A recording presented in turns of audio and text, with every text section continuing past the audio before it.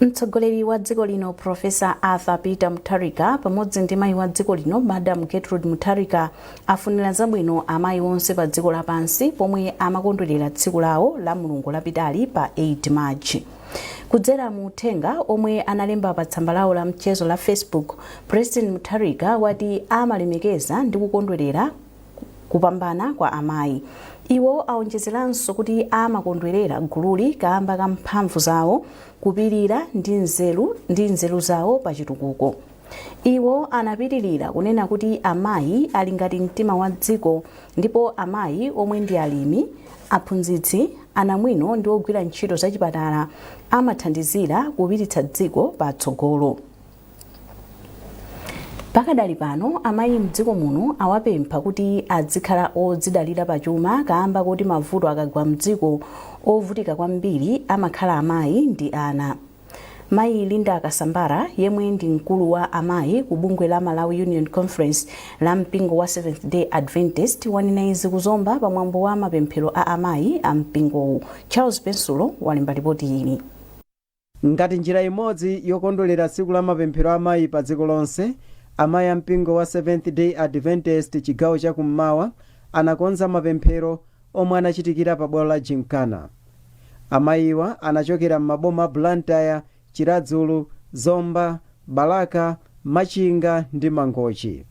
Mawu awo Akasambara anati amayi akufunika kuzidalira mwakuthupi pambali poti akuchita zinthu za uzimu. Iwo anati mayi wokhulupirika mwa uzimu amafunikanso kukhala ozidalira mwakuthupi kuti mbali zonse ziziyenda bwino. Ndipo mkulu wa amayi chigawo cha kummawa mu mpingowu a Catherine Chipatala anati msonkhanowu walimbikitsa amayi pa moyo wawo wauzimu komanso wakuthupi. Mkumano wa lero umanena za mapemphero a amayi pa dziko lonse, programu ya General Conference. Kumene tinaona kufunika kwambiri kuti amayi tikumane chifukwa cha mutu wabwino wa chaka chino onena kuti mkazi chikhulupiriro komanso pemphero. Ndiye tinaona kuti tilimbikitsane chifukwa nthawi zina mmodzi timatha kuthodwa nkufoka ndithu kusiya kupemphera. So kubwera kumodzi tinaona kuti ndi zabwino kwambiri chifukwa tilimbikitsana pogawana phunziro ili pamodzi kuti tikalimbikitse bwino tilimbikitsane. Wothandizira amayi ku bungwe la amayi a mpingowu a Ernest Kaonga omwenso ndi mwini wake wa sukulu za Maranatha Academy anapempha amayi ku msonkhanowu kuti azigwiritsa bwino ntchito nthawi yawo. Azimayi ndofuna zikhala ozidalira chifukwa ngati ndosazidalira umanyozeka munthu amayi. Amati ndiwe ndani iwe? Umakaona kuti mzimayi ndiwe uzipezera utakataka abambo amatha kupeza kupemphaso kuti mayi ndikayire andi amakulemekeza. So mzimayi kulimbikitsa azimayi athu kuti akhale otakatakadi, akhale ozidalira, akhale udyesana kaya mbamba abanga zake siyeni mayi moyo wake kupitirira komanso kudyesana ake osadandaula komanso ntchito ya Mulungu ipita patsogolo kwa azimayi amazipereka. Mapemphero a amayi pa dziko lonse amachitika lachisanu loyamba la mwezi wa Machi chaka china chilichonse. Ndipo msonkhano wa amayi a mpingowu womwe umachitikira pa bwalo la Gymkhana Club unali ndi mutu woti amayi, chikhulupiriro ndi pemphero. Kuchokera kuno kuzomba ndine Charles Pensulo.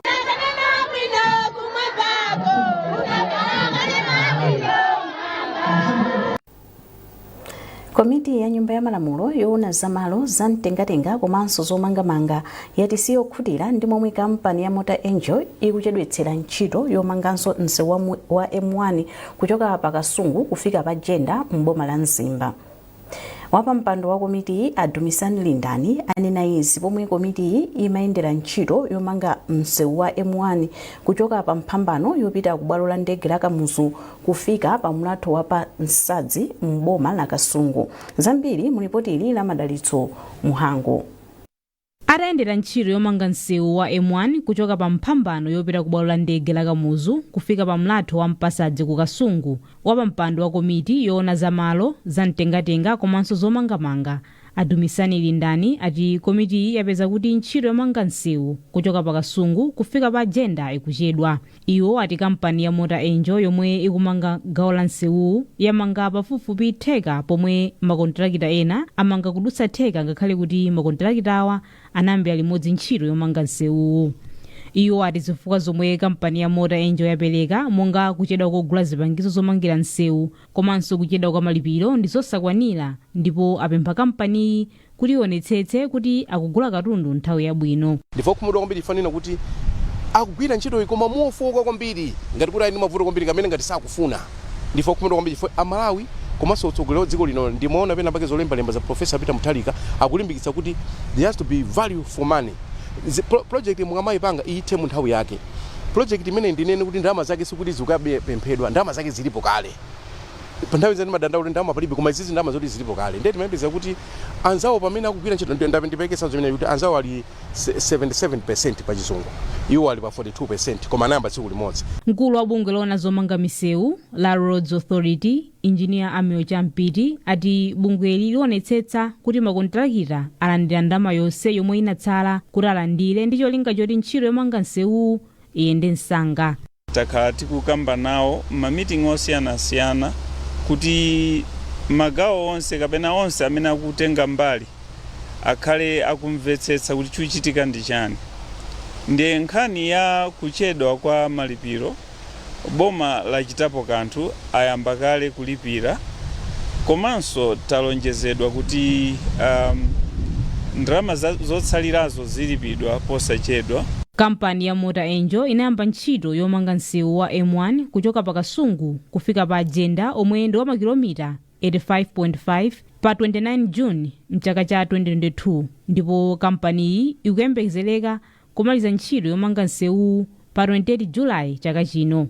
Padakali pano kampani yakwanitsa kumanga makilomita 35 komanso milatho iwiri mwa milatho isanu yomwe ikuyenera kumanga. Madalitso Mhango, MBC Kasungu. Ndipo komiti ya nyumba ya malamulo yoona za chisamaliro cha anthu ndi chitukuko cha madera yati ipempha nduna ya zachuma kuonjezera ndalama zomwe ziperekedwe ku ntchito za mmera mpoyamba komanso chitetezo cha ana mu ndondomeko ya zachuma ya 2026 komanso 2027.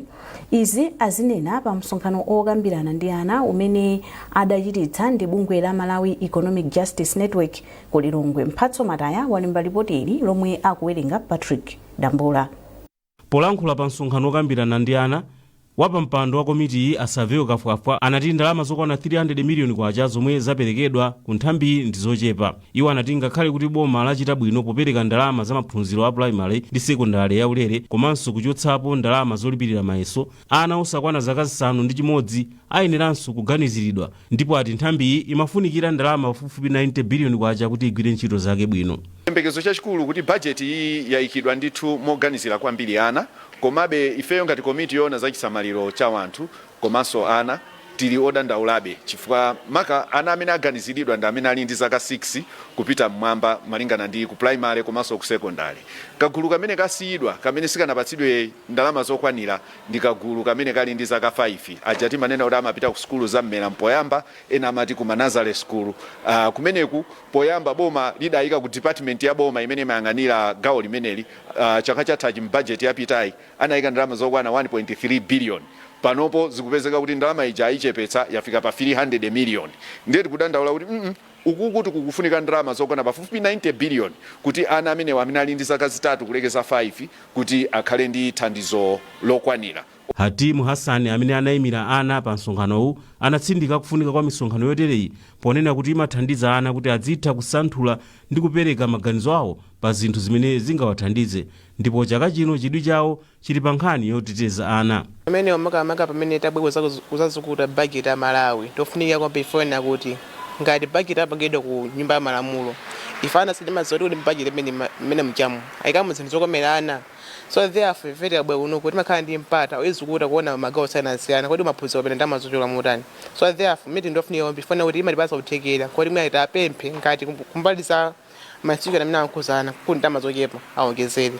Mmodzi mwa omwe anakonza nawo msonkhanowu Abetha Phiri anati cholinga cha msonkhanowu chakwaniritsidwa chifukwa anakwanitsa kubweretsa ana pamodzi ndi boma. Tinachiona kuti tikhale ndi mkumano umenewu pamene ana ochokera makomiti osiyanasiyana, Children Parliament, National Committee, Children Committees, amene wawa acheze ndi ma parliamentary committee makamaka social welfare koma social protection committee offer a budget and finance committee ndi makomiti ena onse amene ali ndi ma member of parliament kuwaunikira zosowa zawo ndi chani makamaka kukambapo mmene ndondomeko ya chuma ya chaka chino yabwerera ndeti nafuna kuti acheze azimvere okha kuti kodi ana amakumana ndi zobetchera zotani nanga kumaderako ndi chani zina zimene akhoza kuzikamo mu ndondomeko ya zachuma isanakadutsidwe ku parliament kuti yavomerezeka. Komiti ya nyumba ya malamulo ya chisamaliro cha anthu ndi madera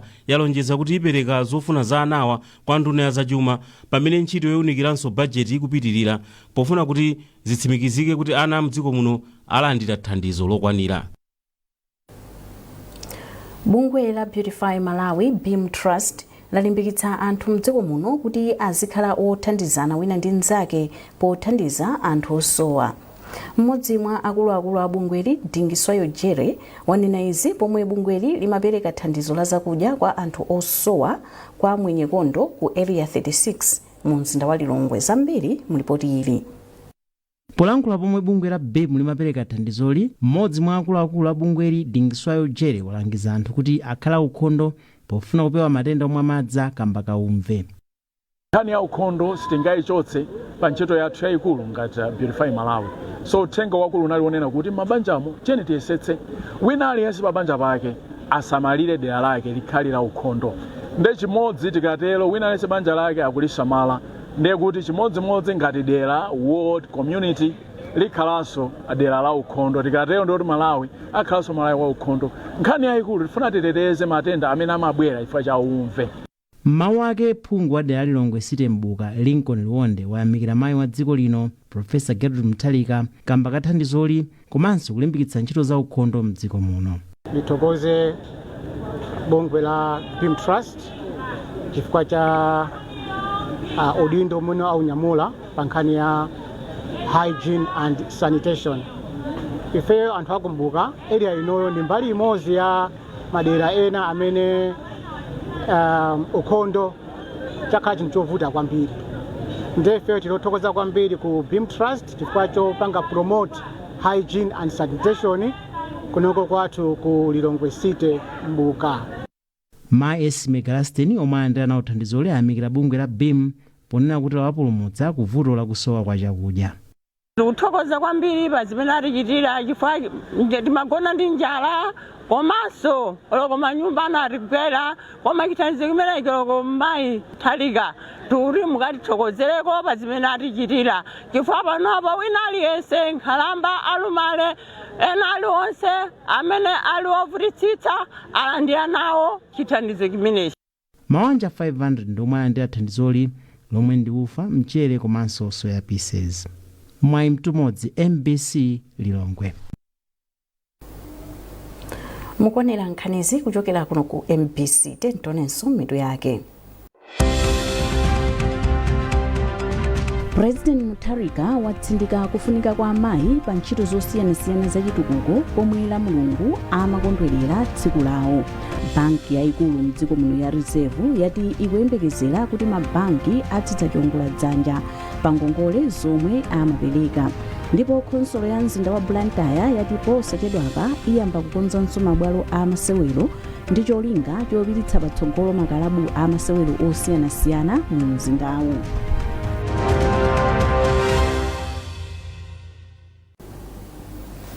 Takulandiranso mu nkhani zathu. Mu nkhani za malonda, mkulu wa banki yayikulu mdziko muno ya Reserve a George Patrick ati akuyembekezera kuti mabanki adzidzachiongula dzanja pa ngongole zomwe amapereka. Izi zadza pamene banki yatsitsa mulingo wa chiongula dzanja chomwe mabanki amapereka akabwereka kapena kusungitsa ndalama ku banki ya Reserve policy rate kufika pa 24% kuchoka pa 26%. Patrick anena izi mu mzinda wa Blantyre potsanzika ku kampani ya Old Mutual Life Assurance komwe anali mu bodi. Iwo ati ngakhale chiongula dzanja chimatengera banki komanso munthu amene akubwereka chikhulupiriro chawo ndi choti chitsika mu mabanki onse kwa aliyense. Iwo akufotokoza ndikuti chiongula dzanja chilondola policy rate kaya ndi ngongole imene interest rates anthu amene amapereka pa ngongole kaya ndi chiongola dzanja chimene mabanki amapereka komanso chiongola dzanja chimene mabanki amapereka muziziwa kuti chili ndi chimachita depend ndi account yake ndi amounts zake ndi simungangotenga zijama lemba vajaba kuti 3% 4% koma zimakhala zosiyana koma tikuyembekeza kuti nazonso zitsika komanso tikuyembekeza kuti ma margins amene pakati pa deposit ndi lending rate ma margins also maletsa kamatsika ma margin also atsikanso. Unduna wa zaulimi wapempha alimi afodya mdziko muno kuti azigwiritsa ntchito njira zamakono kuphatikizapo kugwiritsa ntchito mbewu yabwino kuti akolole fodya wabwino komanso wochuluka. Wachiwiri kwa nduna ya zaulimi Athokotembo anena izi kudedza pa chionetsero cha ntchito za ulimi. Margaret Mapando ali ndi nkhani yonse. Wachiwiri kwa nduna ya zaulimi Athokotembo ati alimi akuyenera kuchilimika pogwiritsa ntchito njira zoyenera pa ulimi wa fodya kuti azikhala ndi fodya wabwino oti akapita pa msika anthu ogula asamadandaule za fodyayo komanso kuagula m'mitengo yabwino. Atembo ati ulimi wa fodya umathandizira kupeza ndalama zakunja komanso kuthandizira kuti manja awo azikhala ndi chakudya chokwanira ndipo ati nkofunika kuti alimiwa azichilimika pa ulimiwu. Wachiwiri kwa ndunayi wachenjezanso alimi mdziko muno kuti asamalembe ntchito ana m'minda kunena kuti izi zikuchitika osati kwa alimi afodya okha. Uthenga wakulu ndipo uthenga amene timakhala tikuwauza alimi afodya makamaka nthawi zonse loti asamagwiritse ntchito ana kuti m'malo moti ana apite ku sukulu kumakhala ali kumunda kulima fodya.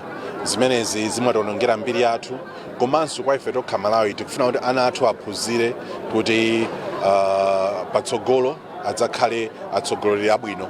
Mkulu wa bungwe la Agriculture Research and Extension Trust ARET Albert Chagaya ati chionetserochi anakonza pofuna kuthandizira alimi kusankha mbewu yoyenera malingana ndi dera lawo komanso nyengo. Iwo ati izi zili ndi kuthekera kothandizira alimiwa kuti adzikolola zochuluka.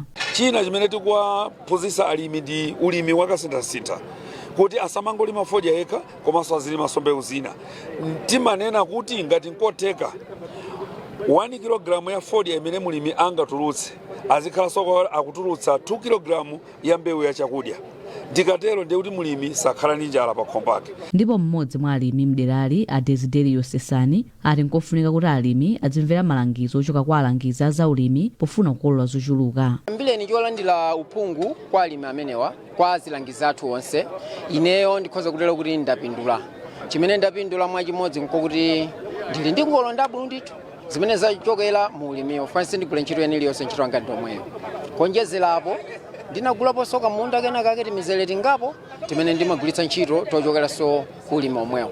Chionetsero cha zaulimi chinachitika pamutu wakuti ulimi wa mbewu zosiyanasiyana, gwero la phindu ndi ulimi wa fodya okhazikika. Margaret Mapando, MBC, Dedza.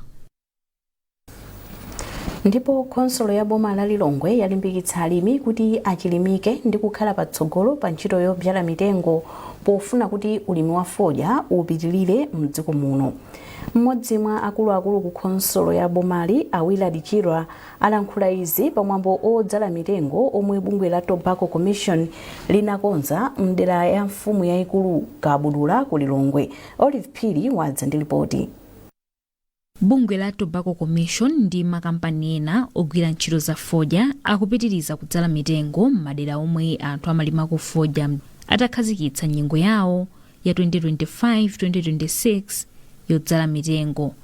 Polankhula pamwambowu mmodzi mwa akuluakulu ku konsolo ya Lilongwe Willard Chirwa omwe anayimira bwana mkubwa wa bomali ati ulimi wa fodya umadalira mitengo kotero ndikofunika kuti alimi azidzala mitengo yambiri. Simungakambe za ulimi wa fodya kuchosako mitengo kuchosako nkhalango. Nde ili ngati demonstration, ili ngati pilot, cholinga kuti izizi zikhazikike. Kuti pamene ulimi wa fodya kupita patsogolo tisasiye kumbuyo mitengo kudzala ndi kusamala komanso tisasiye mitengo nkhalango kumbuyo. Mkulu woona za chuma ku bungwe la Tobacco Commission Achimwemwe Luhanga ati kudzala mitengo ndi chinthu choyenera pa ulimi wa fodya. Aluhanga nawo alimbikitsa anthu osiyanasiyana kuti azidzala mitengo kuti ulimiwu upite patsogolo. ndi chikhulupiriro kuti mmene tapanga launch Central Region ndi kuti kudzala kwa mitengo madera amene timalima fodya kupitirira. Chomwechonso mchigawo chakumpoto launch yachitika last week and kumene kwalikalikiriki kudzala mitengo maderawo. Mfumu Kabudula yayamikira bungweli posankha dera lawo kuti akadzaleko ndi kunena kuti mitengoyi ithandizira kubwenzeretsa chilengedwe. Bungwe la Tobacco Commission pamodzi ndi makampani ena ogwira ntchito za fodya akuyembekezeka kudzala mitengo yokwanira 43,000 mnyengo ino yodzala mitengo ya chaka cha 2025-2026. Olive Phiri, MBC, Lilongwe.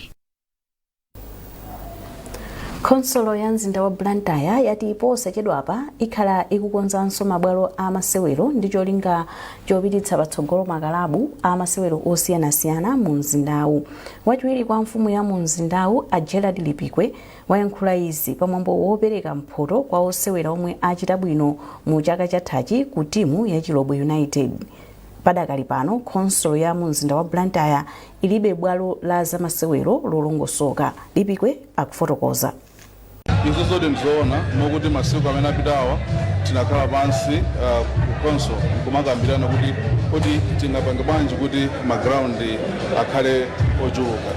Tinayang'anapo ndi magrawundi angapo munaperi umo muli ground inake limene likungokhala titafufuza inake ndi Malaya Housing tikuonanso kuti tingapanga bwanji even pakwacha apaso nawonso aponso paiso ground okuti likungokhala komanso tikumemeza even matimu akuluakulu maklabu ngati Wanderers, Bullets akuyenanso kuti nawonso atakhalanso ndi ground ndikuti zinthu zakakhala ngati bomaso ineyo ndikuziwapo kuti ground imene timalidalira Blantyre kunomonika kuti stadium yokha. So ndikuziwa kuti pali maplano kuti sokolo muno tikhalenso ndi stadium ina yake yabwino monga ngati Bingu. Ndiye zonsezi ndithu sikuti ifeyo ngati adindo tikungokhala ya tikuziyang'ana zimenezi ende masiku amene akubwera muona zambiri zikuchitika. Ndipo pomaliza nkhanizi nayinso mitu yake. President Mutharika watsindika kufunika kwa amayi pa ntchito zosiyanasiyana za chitukuko pomwe la Mulungu amakondwerera tsiku lawo. Banki yayikulu mdziko muno ya Reserve yati ikuyembekezera kuti mabanki adzidzaongola dzanja pa ngongole zomwe amapereka. Ndipo konsolo ya mzinda wa Blantyre yati posachedwapa iyamba kukonzanso mabwalo a masewero ndi cholinga chopititsa patsogolo makalabu a masewero osiyanasiyana mu mzindawu.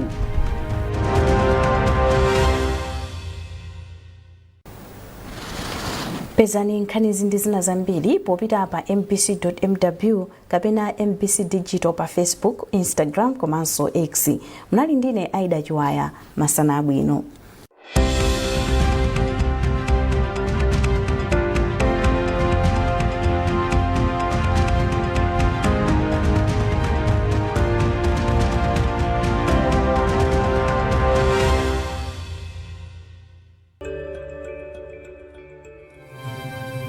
MBC, inspiring the nation.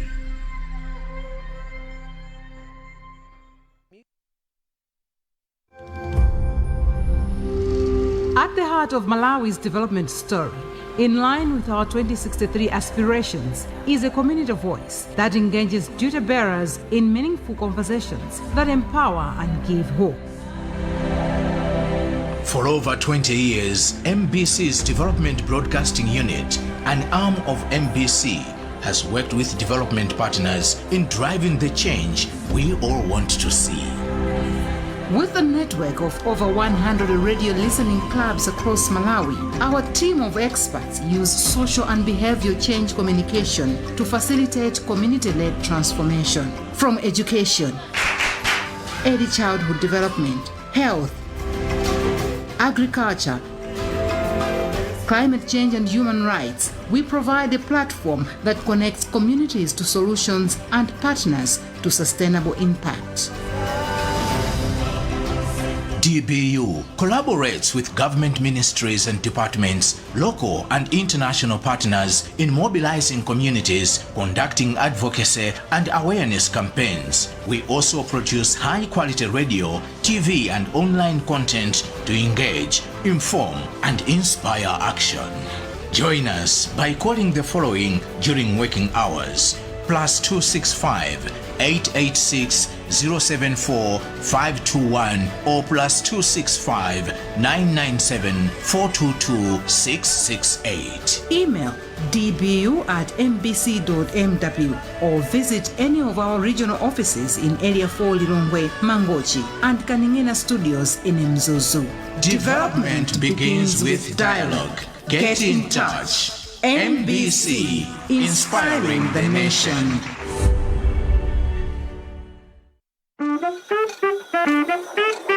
This team, Mbola, Mene, Mulinkani Zeni, Nkani, Zugutino, Muzitsate Bunobino. Kanengandoni kuti kandi kupanga chibwezi mnyamara iko zakafolo. Ndeti napita malone kuti tikatani kuti tikachezi.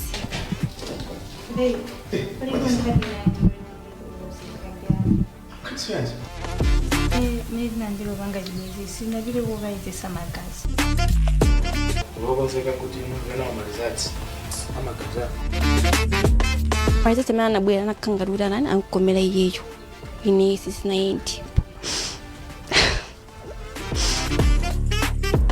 Eni yake kuzifotokoza, kusantula komanso kuthula nkhawa zawo.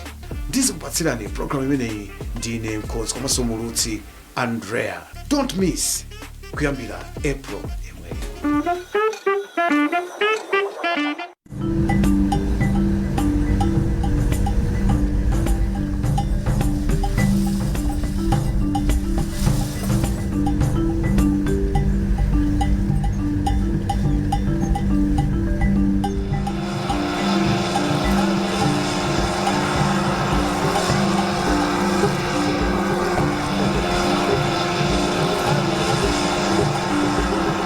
Nyanja ya Chilwa imapezeka mchigawo chakumwera chakummawa kwa dziko la Malawi.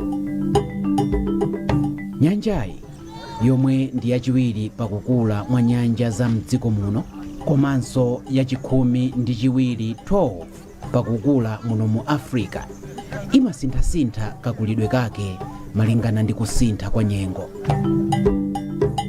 Nyanjayi imatha kuwumiratu ngati kuli chilala, zomwe zinachitikapo mu zaka za 1968, 1995 ngakhalenso 2018.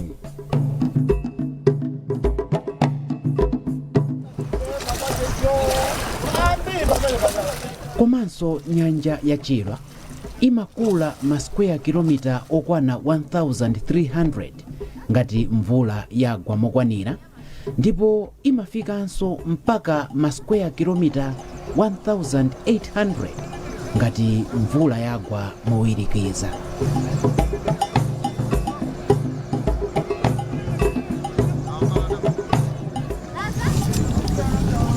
Nyanja ya Chilwa ndiyofunika zedi kwa anthu ndi nyama. Nyanjayi yomwe sipitirira mamita 6 kuya kwake imasunga zamoyo monga nsomba zotchedwa matemba aminga imodzi pa nsana, milamba komanso mtundu wa nsomba ya chambo womwe eni ake amautchula kuti makumba.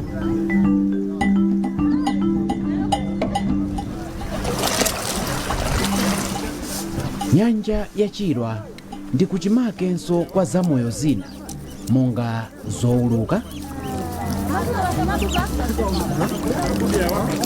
komanso mitundu yopitirira 160 ya mbalame zopatsa chidwi.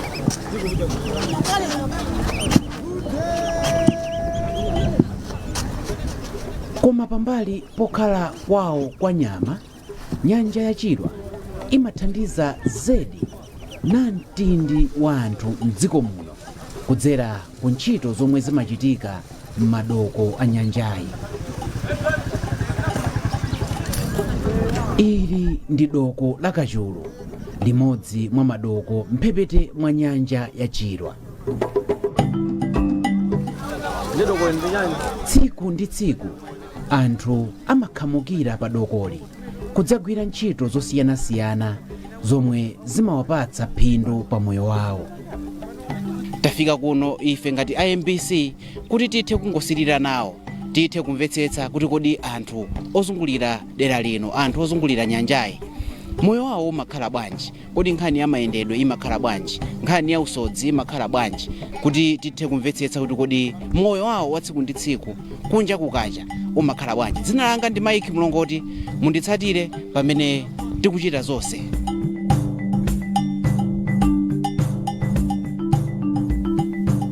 Monga nyanja yomwe mumapezeka nsomba, usodzi ndi imodzi mwa ntchito zikuluzikulu ndi zodziwika bwino zomwe zimachitika pa doko la Kachulu kuno ku Chirwa.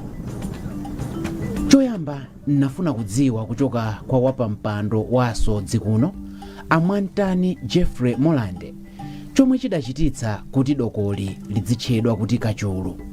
Koyambirira nyanja yathuyi inali ndi malo ena kumene kumaoneka madzi okhaokha kumene kumatchedwa kumpale, nde unali ndi tchire la njeza limene linali ndi kombero wake unali chakumweraku, kumene kusogolo kwake kudokoko kunali chulu.